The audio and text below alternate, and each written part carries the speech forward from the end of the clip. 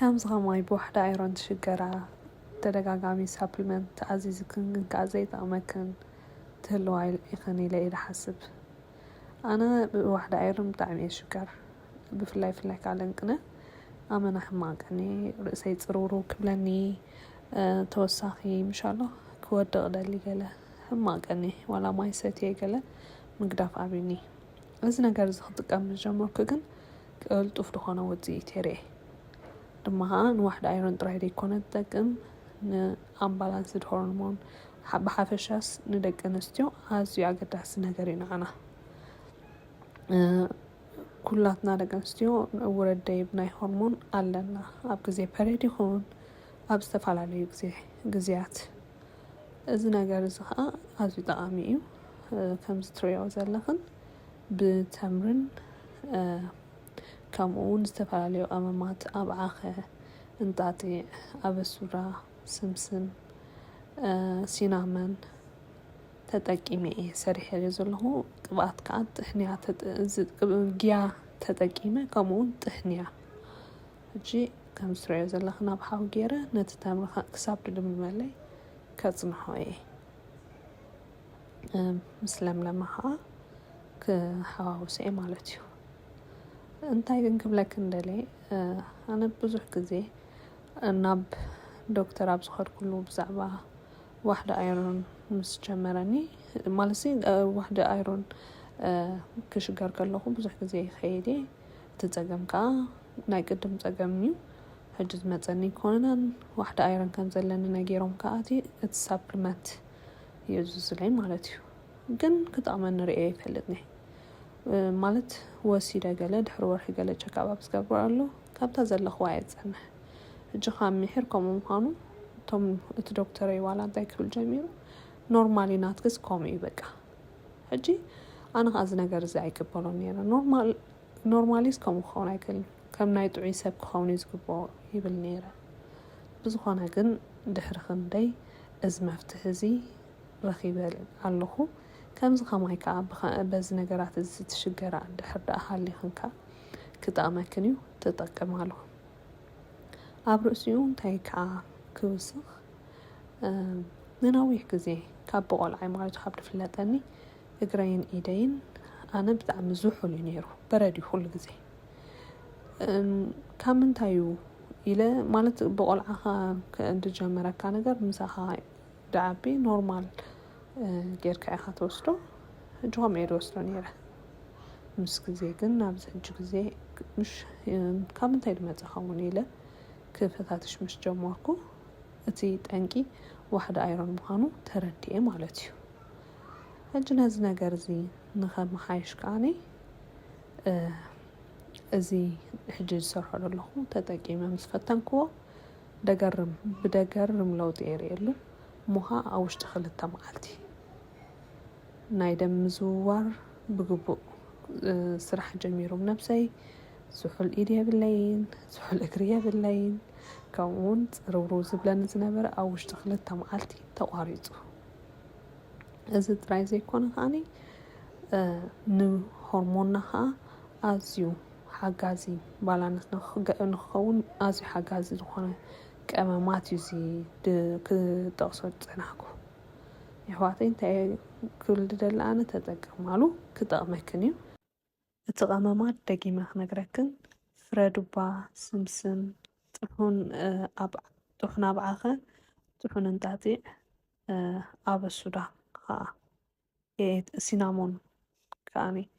ተጠቂመ ዘለኹ ምስኡ ጥሕንያን ዘይቲ ግያኻ ተጠቂመ ከምኡውን ፊነል ዝበሃል ቀመም ብትግርኛ ሽም ኣይፈለጥኩዎን ተወሳኺውን ደይንፁህ ቆርበት ክህልወካ ወይ እውን ከምዚ ዝተፈላለየ ዓይነት ሕብሪ ዘለዎ ቆርበት ክህልወካ ከዓ ናይ አይሮን ጉድለት ኣመና ማለት ከምኡ እዩ ዝገብር እንድሕር ናይ አይሮን ጉድለት ኣሊካ ንከምኡ እዩ ዘቀላዓካ ማለት እዩ ምክንያቱ ብግቡእ ይዛወር ስለዘየሎ እቲ ደም ናብ ከምኡ ትቃላዕ ካብኡ ዝሓለፈ ከዓኒ ብግቡእ እቲ ደም ብደይምዛሩ ከዓ ናብ ፀቕጥሕጂ ነዚ ኩሉ ነገር ንሓልፍ ትኽእል ኢኻ ብቐሊሉ ኣብ ግዜ ኢልካ ማለት ገዛና ብድርከቡ ነገራት ክንፈትሖም ንኽእል ኢና እዚ ድገብሮ ደለኹ ኣነ ንኩላትክን ኣብ ገዛኽን ክትገብሮ ትኽእላ እዩ ድማ ከዓ ባህርያዊ ነገር ንጥዕናኽን ወላ ሓንቲ ሓስያ ዘይብሉ ስለ ዝኾነ ኩላትክን ኣሕዋተይ ተጠቀማሉ ፈትንኦ ከምዚ ንዓይ ዝጠቐመኒ ከዓ ክጠቕመክን እዩ ፅቡቕ ውፅኢትኩም ክትረኽባሉ ኢኹን ማለት እዩ እንድሕር ዳኣ ዝኾነ ሕቶ ኣለክን ክትሓታኒ ክትኽእላ ኢኹን ከምዚ ጌርክን ጥዕናኽን ሓልዋ ቻው ቻው much love